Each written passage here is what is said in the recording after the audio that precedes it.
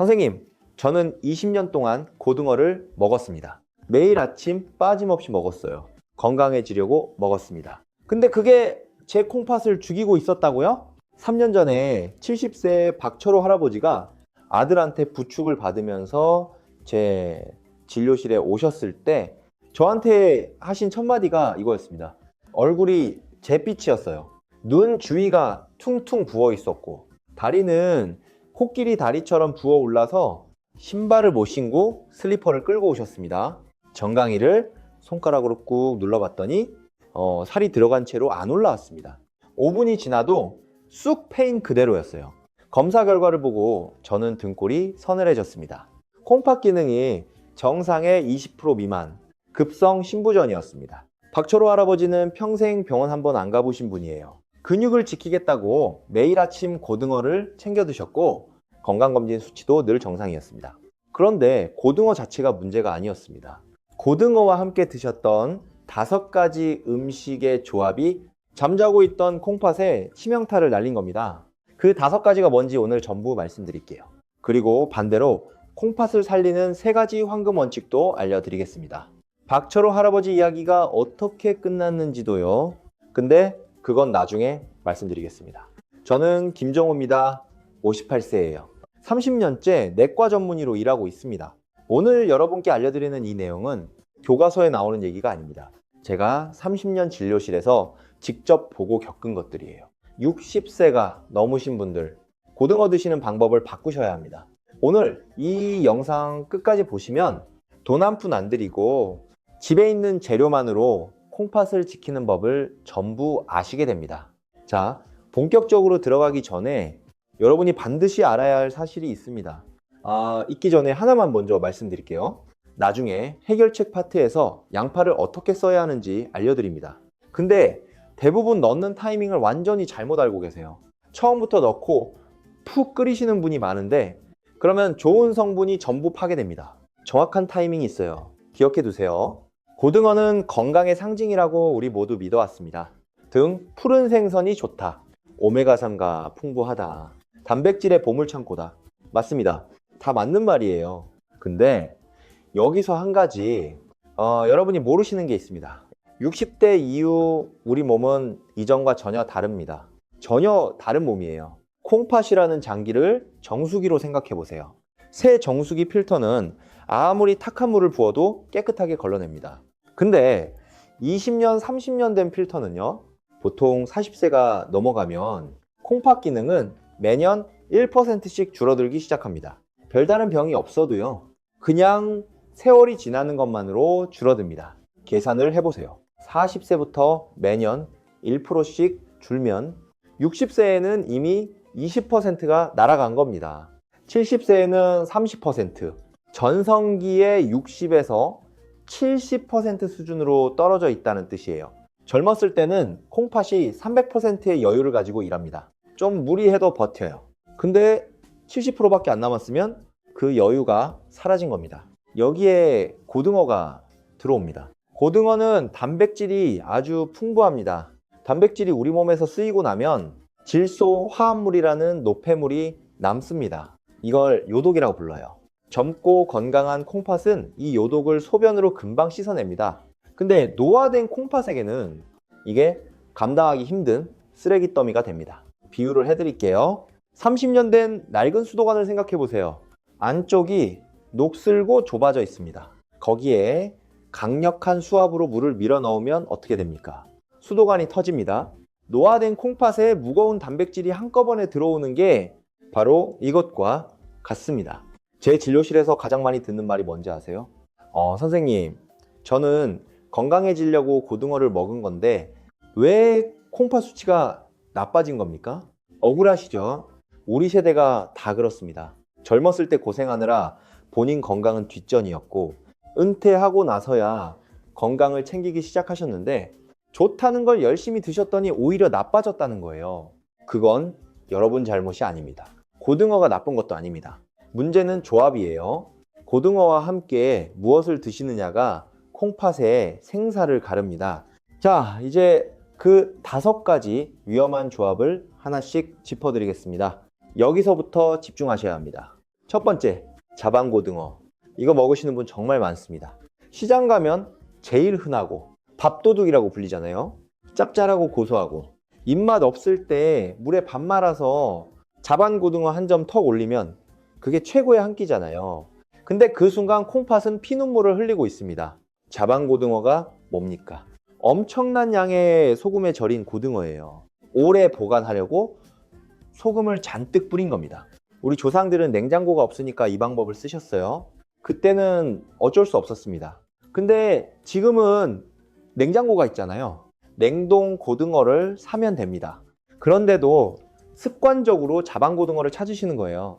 자반고등어 한 토막에 들어있는 나트륨이 얼마인지 아십니까? 하루 권장량의 절반이 넘습니다. 한 토막이에요. 두 토막 드시면 그날 나트륨 섭취량은 끝입니다. 근데 거기에 된장찌개도 드시고 김치도 드시고 장아찌도 드시잖아요. 콩팥 속에는 사구체라고 불리는 미세한 혈관 뭉치가 있습니다. 이름은 기억 안 하셔도 됩니다. 중요한 건 이 필터가 하는 일이에요. 소금이 가득한 자반고등어를 계속 드시면 혈액 속 나트륨 농도가 비정상적으로 높아집니다. 우리 몸은 이걸 낮추려고 혈관 안으로 주변의 물을 미친 듯이 끌어당깁니다. 혈액의 양이 급격히 늘어나요. 혈관 내 압력이 치솟습니다. 이게 뭡니까? 고혈압이에요. 여기서 한 가지 더 말씀드릴게요. 이건 의사들도 잘 안 말해주는 건데요. 나이가 들면 건강검진에 콩팥 수치가 거짓말을 합니다. 병원에서 크레아티닌이라는 수치를 봅니다. 이게 뭐냐면 근육이 일하고 남긴 찌꺼기예요. 이 수치가 정상이면 콩팥이 건강하다고 판정합니다. 근데 함정이 있어요. 나이가 들면 근육이 줄어들잖아요. 우리 세대가 젊었을 때 운동할 시간이 어디 있었습니까? 자식 키우느라, 돈 벌느라, 집안일 보느라. 그래서 70이 넘으면 근육이 많이 줄어 있습니다. 근육이 적으니까 찌꺼기도 적게 나옵니다. 찌꺼기가 적으니까 수치가 정상으로 나옵니다. 콩팥이 반밖에 안 돌아가고 있는데도요. 이게 착시입니다. 정수기 필터가 70% 막혔는데 물이 아직 나오니까 괜찮다고 착각하는 겁니다. 그래서 건강검진 수치가 정상이라고 안심하시면 안 됩니다. 특히 65세 이상이시면 크레아티닌만 보지 마시고 사구체 여과율이라는 수치를 꼭 확인하세요. 의사한테 제 GFR 수치가 얼마냐고 물어보시면 됩니다. 이 한마디가 여러분의 콩팥을 살릴 수 있습니다. 아무리 강한 혈압약을 먹어도 자반고등어를 계속 드시면 혈압이 안 잡히는 이유가 이겁니다. 치솟은 혈압이 콩팥의 미세 혈관을 사정없이 때립니다. 수십 년 된 낡은 수도관에 강한 수압을 밀어 넣으면 터지듯이 콩팥 필터에 구멍이 뚫립니다. 그 구멍으로 우리 몸의 면역과 기력을 유지하는 소중한 단백질이 줄줄 빠져나갑니다. 단백뇨, 소변에 거품이 생기는 거예요. 혹시 소변 보실 때 거품이 많이 나시는 분 계십니까? 그거 정상이 아닙니다. 콩팥 필터가 찢어졌다는 신호입니다. 아까 박철호 할아버지 기억하시죠? 그분도 아침마다 자반고등어에 된장찌개를 드셨어요. 거기에 장아찌까지. 하루 나트륨 섭취량이 권장량의 3배가 넘었습니다. 20년을 그렇게 드셨어요. 콩팥이 견딜 수가 없었던 겁니다. 두 번째, 고등어에 맥주. 주말에 등산하고 내려와서 고등어 구이에 맥주 한 잔. 이게 인생의 낙이라는 분 계시죠? 자, 여기서 잠깐 멈출게요. 이 조합이 왜 위험한지 아시면 맥주잔을 내려놓으실 겁니다. 고등어에는 퓨린이라는 성분이 아주 많습니다. 퓨린이 우리 몸에서 분해되면 요산이라는 찌꺼기가 남아요. 보통은 콩팥이 이걸 소변으로 내보냅니다. 근데 여기에 맥주가 들어오면 상황이 완전히 달라집니다. 맥주 속 알코올이 콩팥에서 요산을 내보내는 통로를 꽉 막아버립니다. 갈 곳을 잃은 요산이 혈액 속에 쌓이다 못해 날카로운 바늘 모양의 결정체로 변합니다. 이 바늘이 관절에 박히면 통풍이에요.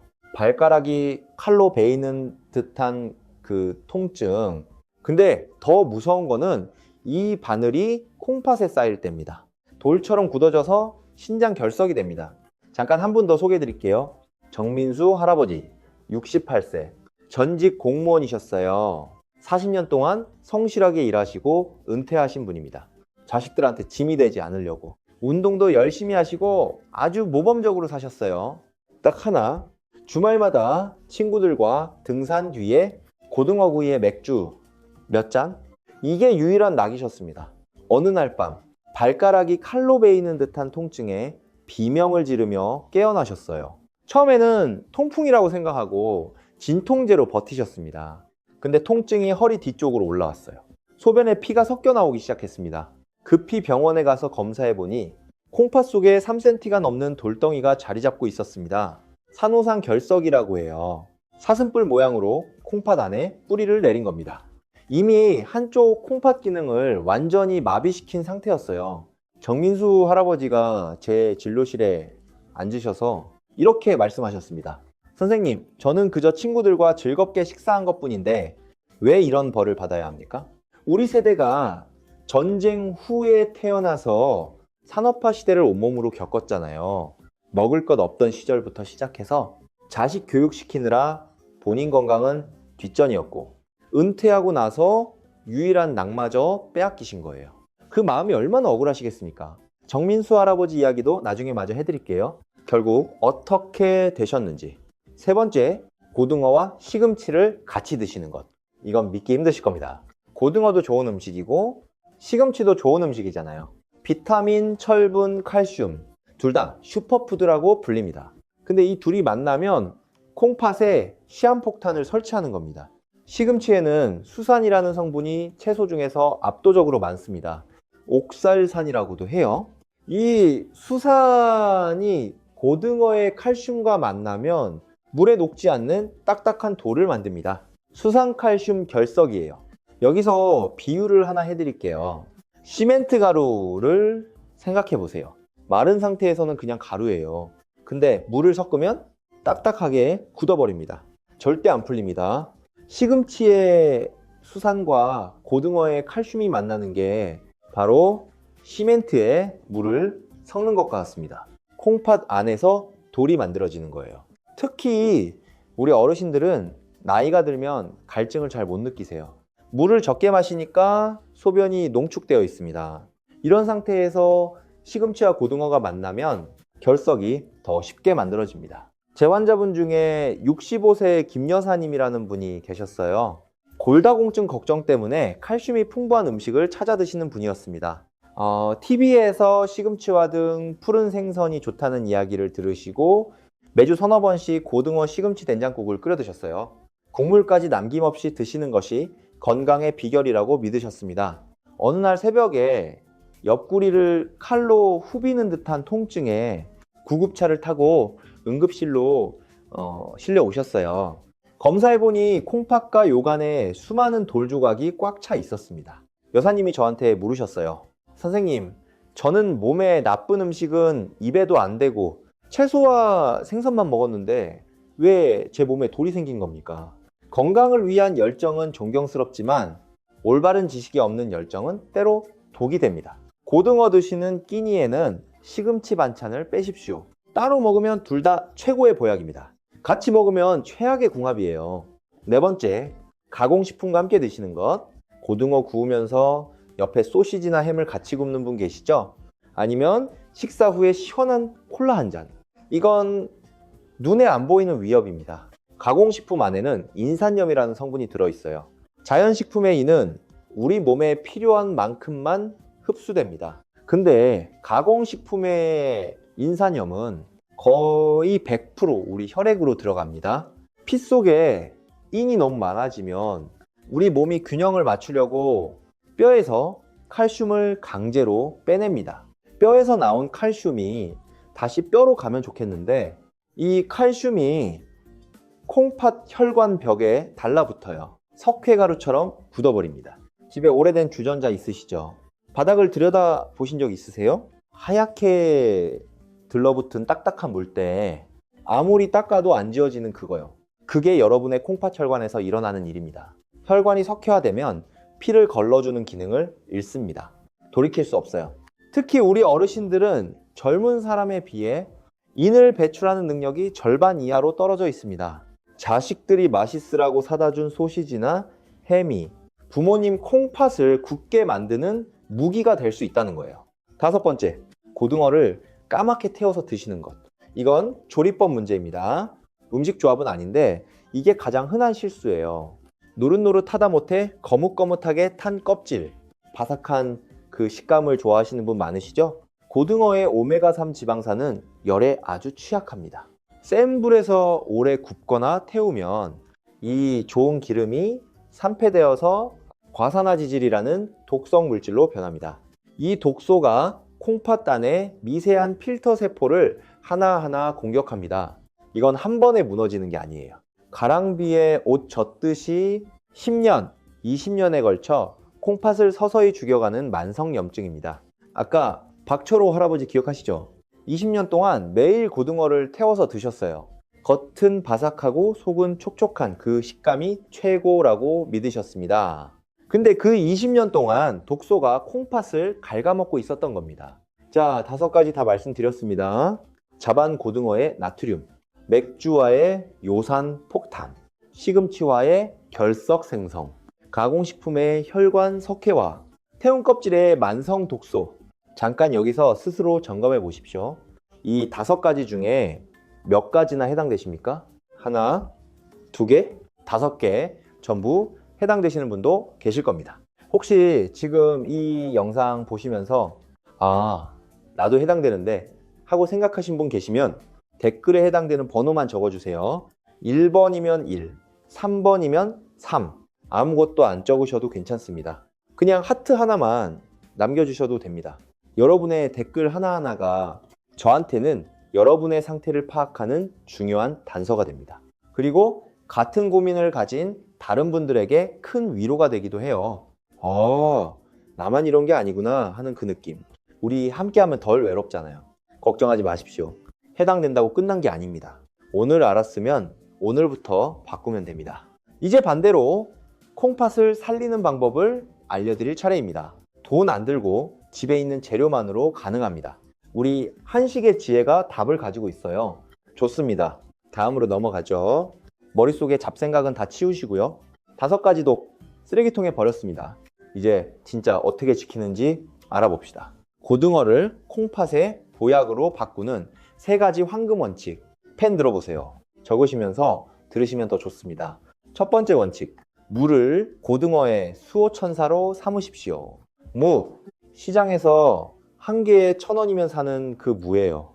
우리 조상들이 고등어 조림에 물을 듬뿍 넣었던 거 아시죠? 그게 단순히 맛 때문이 아니었습니다. 깊은 의학적 지혜가 담긴 선택이었어요. 무 안에 디아스타아제라고 불리는 천연 소화 효소가 들어있습니다. 이 효소가 고등어의 무거운 단백질을 아주 잘게 분해해 줍니다. 단백질이 잘게 분해되면 독소가 안 생깁니다. 콩팥이 해야 할 고된 일을 무가 대신 해주는 거예요. 비유를 해드릴게요. 콩팥이 지쳐 쓰러지기 직전인 회사원이라고 생각해 보세요. 업무가 산더미처럼 쌓여 있는데 거기에 유능한 비서를 한 명 붙여준 겁니다. 서류 정리, 전화 응대, 일정 관리를 다 해주니까 회사원이 핵심 업무에만 집중할 수 있게 된 거예요. 무가 바로 그 비서입니다. 콩팥의 부담을 절반 이하로 줄여줍니다. 무는 반드시 고등어 양보다 2배 이상 넉넉하게 넣으세요. 무에서 우러나온 시원한 채수가 고등어 살 깊숙이 스며들어 단백질 구조를 부드럽게 만들어줍니다. 약한 불에서 천천히 조리는 게 핵심이에요. 센 불에 빨리 끓이면 효소가 파괴됩니다. 우리 어르신들이 평생 해오신 조리법이에요. 새로운 게 아닙니다. 무 1개면 고등어 서너 번은 쓸 수 있고 1,000원이면 됩니다. 비싼 보충제 살 필요 없어요. 2번째 원칙. 양파를 혈관의 청소부로 세우십시오. 아까 처음에 말씀드렸죠? 양파 넣는 타이밍이 중요하다고. 대부분 양파를 처음부터 넣고 푹 익히시잖아요. 그러면 양파에 퀘르세틴이라는 성분이 날아가 버립니다. 이 성분이 핵심이에요. 퀘르세틴이 뭘 하냐면요, 고등어의 좋은 기름이 열을 받아서 나쁜 독소로 변하는 걸 막아줍니다. 이미 혈관벽에 달라붙은 노폐물도 씻어냅니다. 소변으로 내보내는 역할까지 해요. 꽉 막힌 하수구에 강력한 세정제를 부어서 시원하게 뻥 뚫는 것과 같은 이치입니다. 그래서 타이밍이 중요한 겁니다. 양파는 조리가 끝나기 직전에 넣으세요. 얇게 채 썬 양파를 위에 수북하게 올려서 자열로만 살짝 익히는 겁니다. 아삭한 식감이 살아있을 때 드셔야 혈관 청소 효과가 극대화됩니다. 처음부터 넣고 흐물흐물하게 익히면 소용없어요. 기억하세요. 양파는 마지막에 넣는다.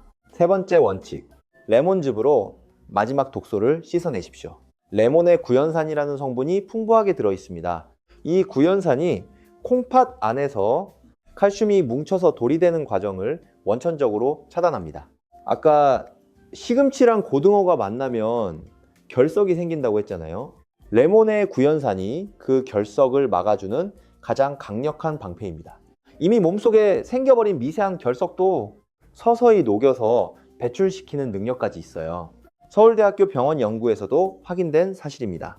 구연산 성분이 요로결석의 재발률을 50% 가까이 낮추고 콩팥 여과 능력을 보호한다는 결과가 나왔어요. 방법은 아주 간단합니다. 고등어를 다 구운 직후에 레몬 반개를 꽉 짜서 고등어 위에 뿌려주세요. 뜨거운 열기와 레몬즙이 만나는 그 찰나에 고등어 속에 남아있던 마지막 독소까지 날아갑니다. 레몬이 없으면 식초를 쓰셔도 됩니다. 식초에도 구연산이 들어있어요. 레몬 한 개에 얼마입니까? 500원이면 삽니다. 식초는 집에 다 있잖아요. 돈 안 듭니다. 자, 세 가지 원칙 정리해 드립니다. 물을 넉넉히 넣고 약한 불에 졸인다. 양파는 마지막에 올려 자열로 익힌다.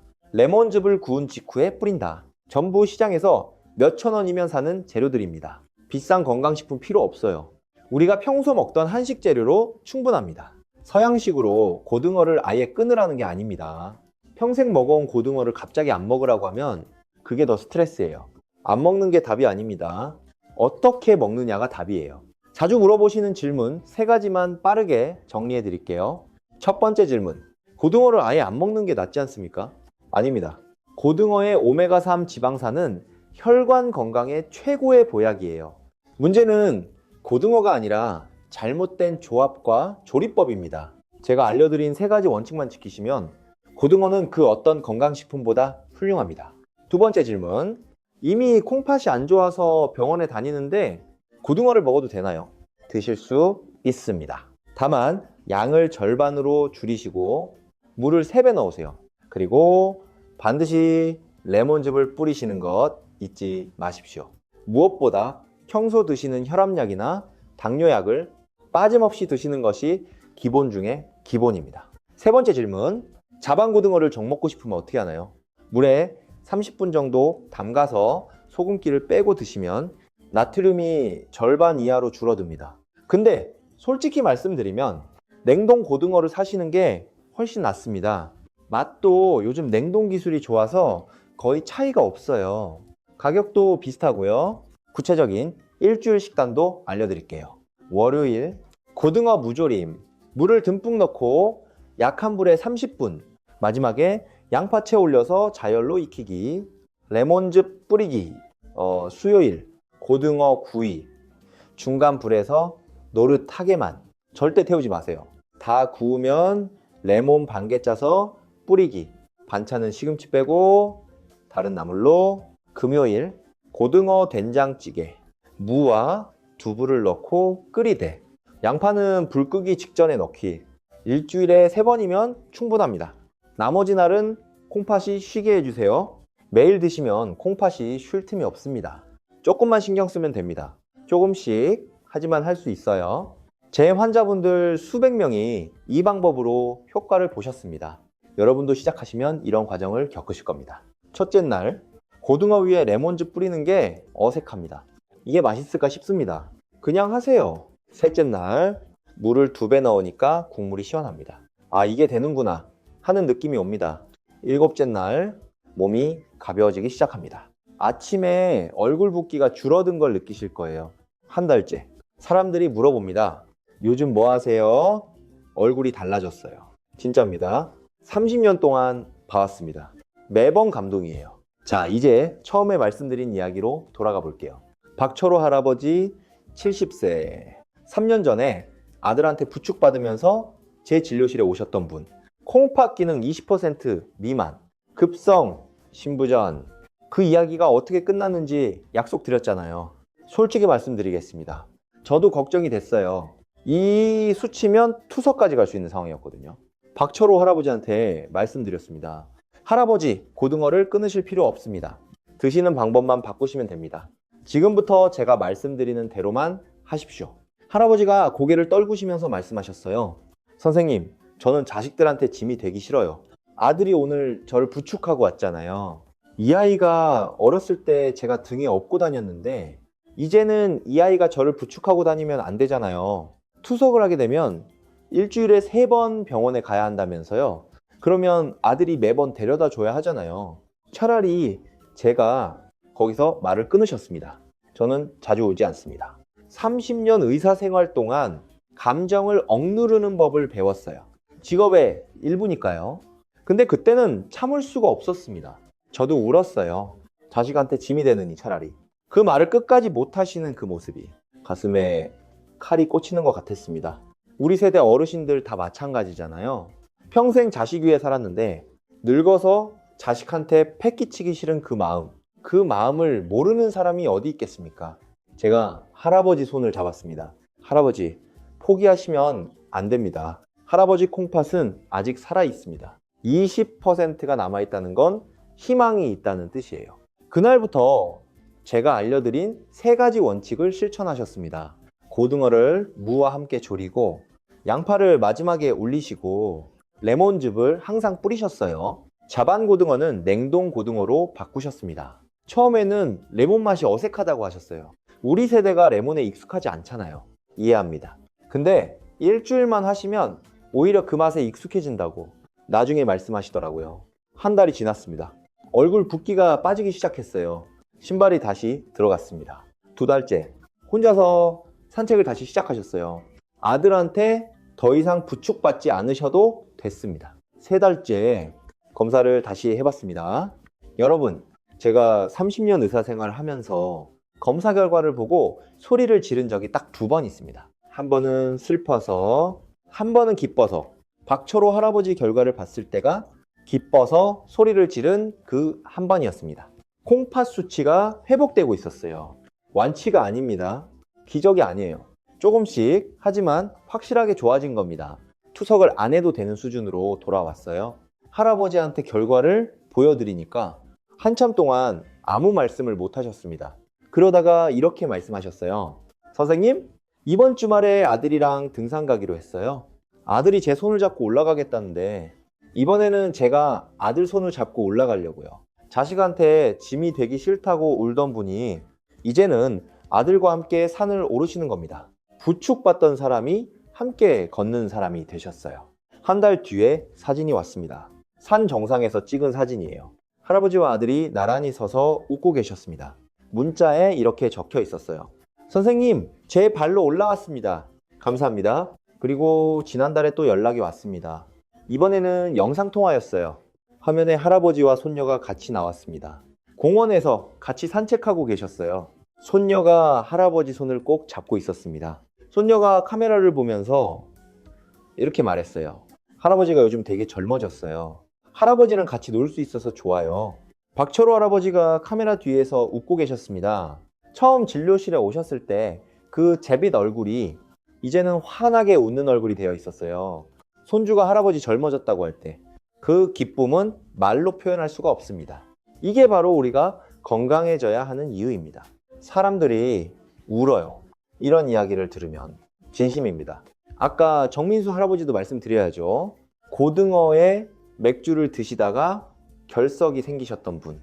이분도 같은 방법으로 식단을 바꾸셨어요. 맥주 대신 보리차를 드시기 시작하셨고 고등어는 무와 함께 조리셨습니다. 6개월 뒤에 결석 크기가 줄어들었어요. 지금은 친구들 사이에서 건강 전도사가 되셨습니다. 등산 모임 단체 대화방에 제 영상을 공유하시면서 이거 꼭 봐야 한다 하고 다니신다고 저한테 자랑하셨어요. 이웃들이 어떻게 그렇게 건강해 보이세요? 하고 물어본다고 으쓱 하시면서 웃으셨습니다. 등산 모임 친구 12명이 전부 고등어 조리법을 바꿨다고 해요. 한 사람의 변화가 12명을 살린 겁니다. 정민수 할아버지가 마지막에 저한테 이렇게 말씀하셨어요. 선생님, 저는 40년 동안 나라를 위해 일했습니다. 은퇴하고 나서는 유일한 낙마저 빼앗길 줄 알았어요. 근데 아닙니다. 낙을 빼앗긴 게 아니라 더 건강하게 즐기는 법을 배운 겁니다. 친구들한테도 다 알려줬어요. 이게 진짜 봉사 아닙니까? 공무원 40년 하신 분답게 정확하게 요점을 짚으시더라고요. 그렇습니다. 아는 것이 힘입니다. 그리고 아는 것을 나누는 것이 사랑입니다. 이건 고등어 이야기가 아닙니다. 애초에 고등어 이야기가 아니었어요. 가족 이야기입니다. 우리가 건강해야 하는 이유는 내가 오래 살기 위해서가 아닙니다. 아들과 함께 산을 오르기 위해서입니다. 손주들과 공원에서 뛰어놀기 위해서입니다. 자식들 앞에서 당당한 부모로 남기 위해서입니다. 투석실 차가운 침대에 누울 건가요? 아들 손잡고 산에 오를 건가요? 선택은 여러분 것입니다. 늦지 않았습니다. 이제라도 알았으면 됐습니다. 조금씩 하지만 할 수 있어요. 수백 명의 환자분들이 효과를 보셨습니다. 여러분도 충분히 하실 수 있습니다. 거의 끝났습니다. 마지막 한 부분만 남았어요. 오늘 정말 긴 시간 함께 해주셨습니다. 우리 긴 여정을 같이 걸어왔어요. 정리해 드리겠습니다. 하나, 콩팥을 망가뜨리는 5가지. 자반고등어의 나트륨 폭탄, 맥주와의 요산 결정, 시금치와의 결석 생성, 가공식품의 혈관 석회화, 태운 껍질의 만성 독소. 이 조합들을 오늘부터 끊으십시오. 둘, 콩팥을 살리는 3가지 황금 원칙. 물을 2배 넣고 약한 불에 졸인다. 양파는 마지막에 올려 자열로 익힌다. 레몬즙을 구운 직후에 뿌린다. 전부 집에 있는 재료로 가능합니다. 셋, 고등어를 끊는 게 아닙니다. 어떻게 먹느냐가 답입니다. 조금만 바꾸면 콩팥을 살리는 보약이 됩니다. 자, 이제 3가지 부탁을 드리겠습니다. 첫 번째, 부탁. 댓글에 한마디만 써주세요. 실천합니다. 이 4글자면 됩니다. 자기 자신에게 하는 공개 약속이에요. 공개적으로 약속하면 더 잘 지키게 됩니다. 댓글 하나하나 다 읽겠습니다. 여러분의 댓글이 다른 분들에게 큰 힘이 됩니다. 우리 서로 응원합시다. 2번째 부탁, 채널 구독 부탁드립니다. 광고 없이, 헛소리 없이 30년 진료실에서 직접 겪은 이야기만 전해드리겠습니다. 3번째 부탁, 이게 가장 중요합니다. 지금 이 영상을 보시면서 떠오른 분이 한 명쯤 계실 겁니다. 어머니, 아버지, 등산 모임 친구, 고등어 좋아하시는 그분, 50 넘은 주변 분에게 지금 바로 보내주세요. 공유 버튼 한 번이면 됩니다. 3초예요. 무료입니다. 그 3초가 누군가의 콩팥을 살릴 수 있습니다. 누군가를 투석실에서 구할 수 있어요. 그게 진정한 효도예요. 어머니, 아버지에게 이 영상을 보내드리는 것, 비싼 건강식품 싸드리는 것보다 이 정보를 전해드리는 게 진짜 효도입니다. 정보는 사람에게 닿아야 삽니다. 저는 김정호입니다. 58세예요. 30년 동안 사람들을 치료해 왔습니다. 그리고 저는 하나를 믿습니다. 건강을 챙기기에 너무 이르거나 너무 늦은 건 없다는 것. 여러분의 콩팥은 여러분입니다. 콩팥이 건강하면 여러분이 건강합니다. 콩팥이 웃으면 여러분의 가족이 웃습니다. 우리 함께 건강해집시다. 건강하세요. 다음에 또 뵙겠습니다.